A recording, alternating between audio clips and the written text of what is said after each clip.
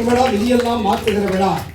ஒரு ஒப்பற்ற ஒரு மகான் நீதியரசருக்கு இங்கே அற்புதமான ஒரு தமிழ் விழா என்று நக்கீரர் தமிழ் சங்கம் மிகப்பெரிய ஒரு விழாவை இங்கே எடுத்து நடத்துகின்றது ஒரு அற்புதமான ஒரு நாள். இந்த இந்திய தேசத்தை ஆங்கிலேயரிடமிருந்து நமக்கு சுதந்திரத்தை வாங்கி கொடுத்து மிகப்பெரிய ஒரு சகாப்தத்தை ஏற்படுத்தி இந்த உலகில் அகிம்சை என்பதை இந்த மானுடத்துக்கு அளித்த அந்த மகான் பிறந்த ஒரு புண்ணிய நாளில் ஐயாவிற்கு ஒரு விழா என்று சொன்னால் அதை விட ஒரு சிறப்பு இந்த விழாவிற்கு வேறு எதுவும் கிடையாது. இதெல்லாம் மகிழ்ச்சியா கைத்தட்டு. என்ன காரணம் அப்படின்னு பார்க்கிற பொழுது நீங்களாம் கைத்தட்டுகிற பொழுதுதான் எதற்காக கைத்தட்டுகிறாங்க, என்ன மாதிரி வார்த்தைகள் இடம்பெறுகிறது. ஏன்னா மகாத்மா காந்தின்னு சொன்னா கைத்தட்ட மாட்டேன். நான் நிறைய பள்ளிக்கூடத்தில் பார்த்துட்டோம். வாவு சிதம்பரம் பிள்ளையை பற்றி பேசுகிறோம், யாரும் அதை பற்றி உற்சாகம் இல்லை. கைப்படி தேசியவாதம் பிள்ளையை பற்றி பேசுகிறோம், உற்சாகம் இல்லை. இளைய தளபதி விஜய் என்று சொன்னால் உடனே கைத்தட்டுறாங்க. தல அஜித் சொன்னோடனே கைத்தட்டக்கூடிய ஒரு சூழல் இருக்கிறோம். ஆனால் சாதித்த தலைவரை எல்லாம் ஜாதி தலைவராக்கி விட்டார்கள். நான் வேதனையாக நினைக்கக்கூடிய ஒரு செய்தி, தெய்வீகமும் தேசியமும் எனது என்று கண்கள் என்று சொன்ன ஐயா பசும்பொன் முத்துராமலிங்க தேவரை கூட ஜாதி சங்க தலைவராக்கி விட்டார்கள். வாடிய பயிரை கண்டபோதெல்லாம் வாடி என்று பாடிய ஐயா வள்ளலாருடைய அவரை கூட ஒரு ஜாதி சங்க தலைவராக்கி விட்டார்கள். இன்னைக்கு மிகப்பெரிய மகாகவி செந்தமிழ் நாடெனும் போதிதேவை என்ப தேயிலும் பாயுது காதலி என்று பாடிய அந்த பாரதி தேசிய கவி பாரதியை கூட ஜாதி சங்க தலைவராக்குவதற்கு முயற்சி செய்து கொண்டிருக்கிறார்கள். அப்படிப்பட்ட இந்த சாதித்த தலைவரையெல்லாம் ஜாதி தலைவராக்கி விடுகிற ஒரு அவல நிலை என்று இருக்கிற ஒரு காலகட்டத்தில் எல்லாம் சினிமா மோகம் ஒரு பக்கம், இன்னொரு பக்கம் அரசியல் மோகம், இதையெல்லாம் தாண்டி நாம் ஒரு தமிழ் தலைமகனுக்கு, அதுவும் ஐயாவுடைய அந்த விழாவிற்கு ஐயா கூட சொன்னார், என்னுடைய நண்பர் நக்கீரர் தமிழ்ச்சங்கம் எப்பொழுதுமே சிவருமானையே கேள்வி கேட்டவர் சாதாரணாவது.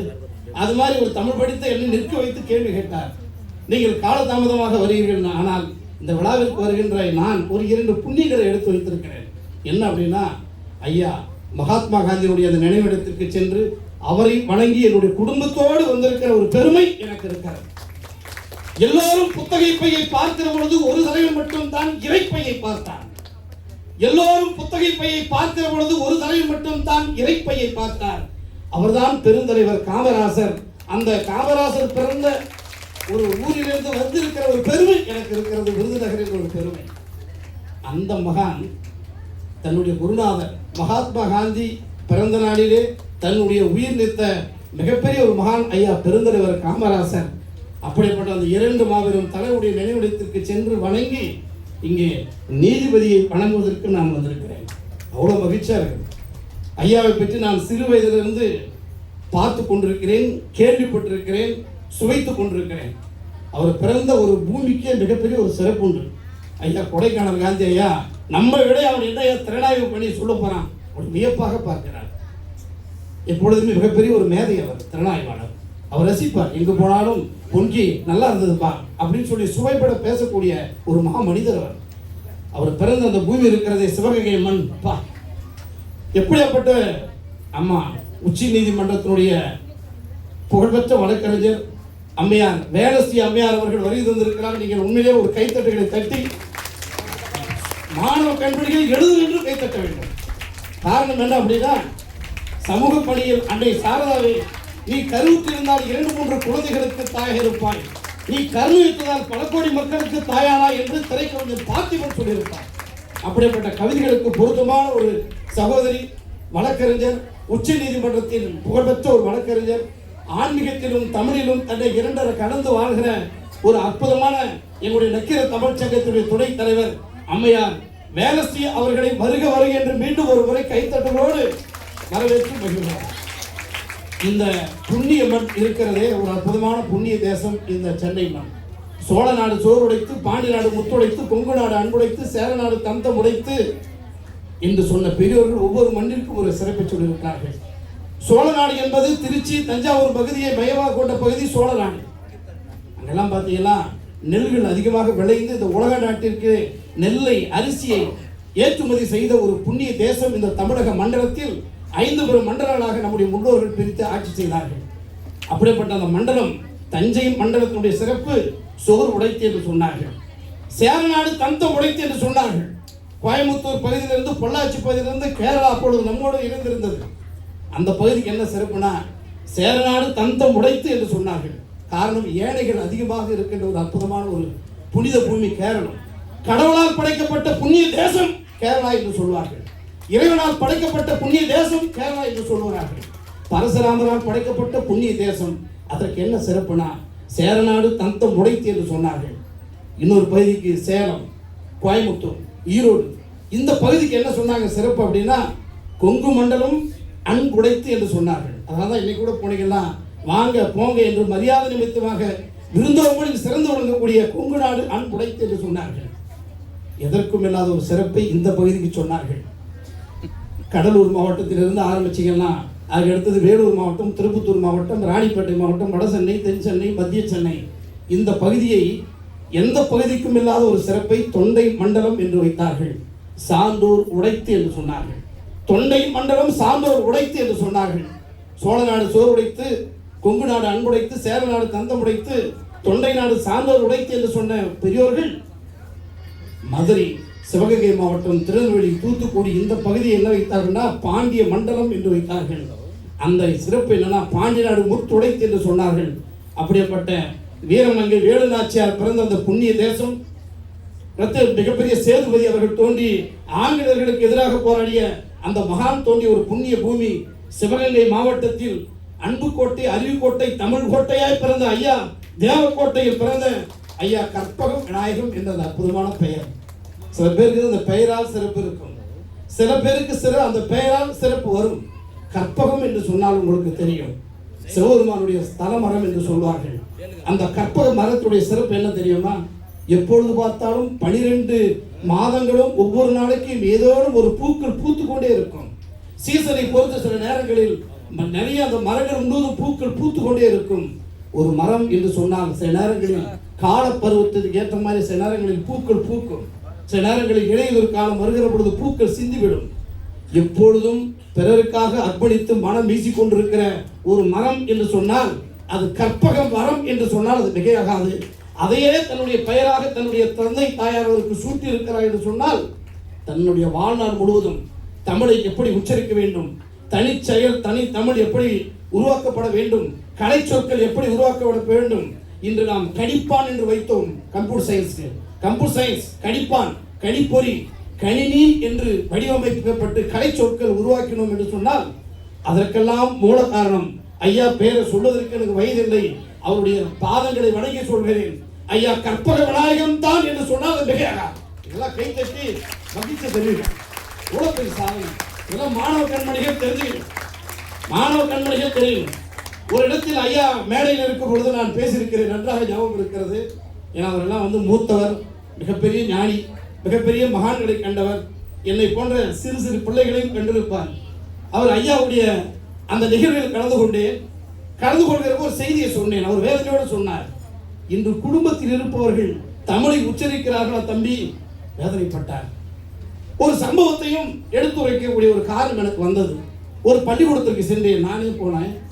ஒரு பள்ளிக்கூடத்திற்கு செல்கிற பொழுது அந்த பள்ளிக்கூடத்தில் பார்க்கிற பொழுது எல்லா குழந்தைகளும் ஆண்டு விழா, அந்த பள்ளிக்கூடத்தில் தமிழ் விழா கொண்டாடுகிறார்கள். தமிழ் விழாவிலே அங்கே நிறைய பேர் பேசுகிறவங்களை பார்க்கும் பொழுது எல்லோரும் ஆங்கிலத்திலே பேசினார்கள். அதுக்கு ஒரு பக்கம் அதை ஐயா வேதனையோடு சொன்னார். அங்கே இருக்கிற ஒரு நிகழ்ச்சி முடிந்த பிறகு அங்கே இருக்கிற ஒரு குழந்தையை அழைக்கிறார். அழைத்து அந்த சிறு குழந்தையை அழைக்கிறார், தனிமையில் அழைத்து பேசுகிறார். ஏமா நிகழ்ச்சி எல்லா குழந்தைகளும் தலைவாரி பூச்சூடி மகிழ்ச்சியாக இருக்குது, ஏன் வீட்டில் அப்பா இல்லையா அப்படின்னு வேதனையோடு கேட்டிருக்கிறார். அப்பா இல்லை சார் அப்படின்னு. ஒரு 5 வயது குழந்தைக்கு அப்பா இல்லை என்று சொன்னால் எவ்வளோ பெரிய வேதனையாக இருக்கும். அம்மா இல்லையா அப்படின்னு சொல்லி கேட்டிருக்கிறார். அம்மாவும் இல்லை அப்படின்னு சொல்லிட்டு அந்த குழந்தை சொல்லியிருக்கிறார். ஒரு பெண் குழந்தைக்கு தந்தையும் இல்லை தாயும் இல்லை என்று சொன்னால் இந்த உலகமே இல்லை.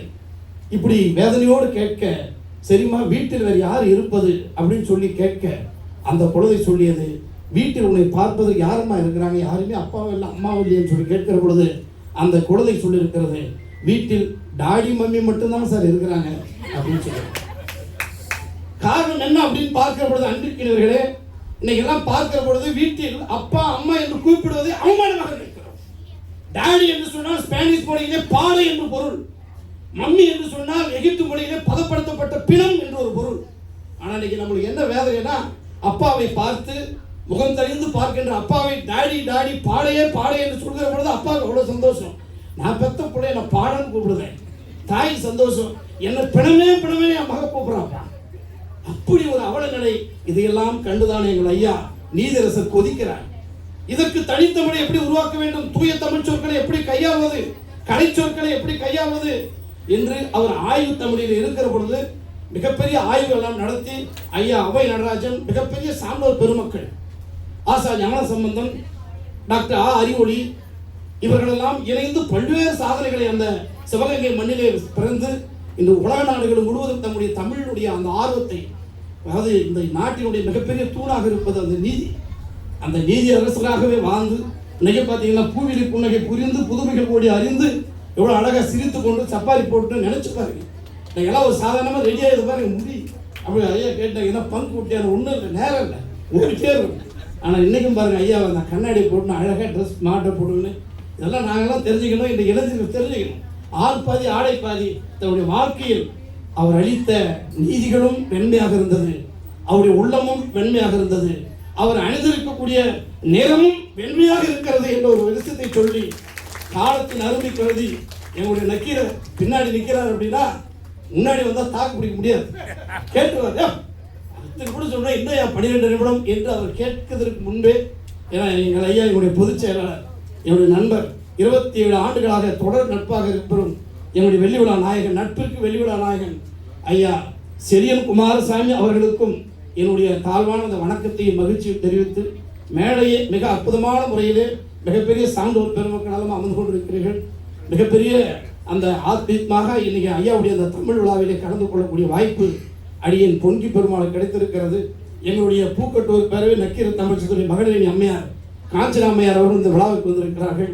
அப்படிப்பட்ட இந்த விழா மிகப்பெரிய இன்னைக்கு அக்டோபர் 2ஆம் தேதி விடுமுறையாக இருந்தால் கூட எங்கள் ஐயாவின் மீது கொண்ட பாசத்தினால் வருகிறது மிகப்பெரிய ஒரு விழாவாக மாற்றி இந்த அற்புதமான புனித தலத்தில் ஒரு புனித மனிதனுக்கு, புனித நாயகனுக்கு, வெற்றி தமிழ் மகனுக்கு, தமிழ் மகனுக்கு, அழகிய தமிழ் மகனுக்கு எங்கள் ஐயா கற்பகம் விநாயகம் அவர் பெயரை சொல்வதற்கு எனக்கு ஏன் மகிழ்ச்சி அப்படின்னா, விநாயகர் அந்த காலத்தில் பெரியவங்களாம் சாமி பேர் வச்சாங்கன்னா முருகா முருகா முருகான்னு ஏன் கூப்பிட்டாங்கன்னா பெருமாளை தினமும் நினைத்து கொண்டே இருக்க வேண்டும். எங்கள் தாத்தா எனக்கு பெருமாள் ஏன் பேர் வச்சார் அப்படின்னா பெருமாளே பெருமாளே பெருமாளே கூப்பிடணும். ஆனால் இது பேரெல்லாம் யாரும் பயன்படுத்த மாட்டேங்கிறாங்க. சுந்தர் அப்படின்னா சு ஏங்கிற சு அப்படின்னு கூப்பிடுறோம், பேரை உச்சரிக்க மாட்டேங்கலாம். குப்புசாமின்னு வைக்கிறோம், அற்புதமான பேர். கூ கூ குப்பு குப்புன்னு எவ்வளோ அருமையான தமிழ் பெயர்களை எல்லாம் நாம மறந்துடுறோம். சுப்பிரமணியம்ன்றதை சுப்புன்னு மாற்றிடலாம். பாரதியார் என்ற அந்த தேசிய பற்றி பாரதின்னு சொல்லிடுறோம். அப்படி இல்லாமல் ஐயாவுக்கு கற்பக விநாயகம் என்ற அந்த பெயரை மிகப்பெரிய தெய்வ கடாட்சியமாக அவருடைய பெற்றோர்கள் என்ற பெயருக்கு நிகராக மிகப்பெரிய சாதனைகளை அவர் இந்திய தேசத்தில் செய்து இன்று உலக நாடுகள் முழுவதும் மிகப்பெரிய சில பேருக்கு தான் அந்த பதவி அழகாக இருக்கும். பசித்திரு தனித்திரு விழித்திரு என்று சொல்வார்கள். பசித்திருப்பா முதலெழுத்து, தனித்திரு முதலெழுத்து தா, விழித்திரு முதலெழுத்து பதவி என்பது அந்த நீதியரசராக இருந்து அந்த பதவிக்கு அலங்காரம் செய்து வெற்றி நடை போட்டு இன்று தமிழ் விழா எடுக்கின்ற என்னுடைய நண்பர், எங்களுடைய விழா வேந்தர் ஐயா பாஸ்கரன் ஐயா அவர்களுக்கு மீண்டும் ஒரு முறை உங்களுடைய கைத்தட்டுகளை அவருக்கு பரிசாக அளித்து, நடிகர்களுக்கு விழா எடுப்பதற்கு 1008 பேர் இருக்கிறாங்க, அரசியல்வாதிகளுக்கு பேருக்கு விழா எடுப்பது 1008 பேர் இருக்கிறார்கள். ஆனால் வாழ்ந்து கொண்டிருக்கிற எங்களுடைய நீதியரசருக்கு விழா எடுக்கிறது நக்கீர தமிழ் சங்கம் என்று சொன்னால், அந்த நக்கீர தமிழ் சங்கத்தினுடைய அந்த நிறுவனரை தலைவரை நான் உண்மையிலே மீண்டும் ஒரு முறை வணங்கி மீண்டும் ஒரு முறை எங்கள் ஐயாவை என் தாய் தமிழால் வாழ்த்தி விடைபெறுகிறேன். முத்தமிழே அடி தொத்துக்கிளி எந்த பேச்சிலும் மூச்சிலும் துள்ளி நெளி நல்ல புத்திர நான் உன்னை செய்யும்படி இந்த பூந்தமிழே கொஞ்சம் தேடி தேடி வட்டச்சீலம் உடைய தொட்டு தொடர்வேன், 8 தொகை உன்னை ஒட்டி விடவேன். வந்த மொழிகளில் முந்தி பிறந்தவள், சந்த மொழிகளில் முந்தி பிறந்தவள் தாயே தமிழால் ஐயாவுடைய பாதைகளை வணங்கி விடைபெறுகிறேன். நன்றி, வணக்கம்.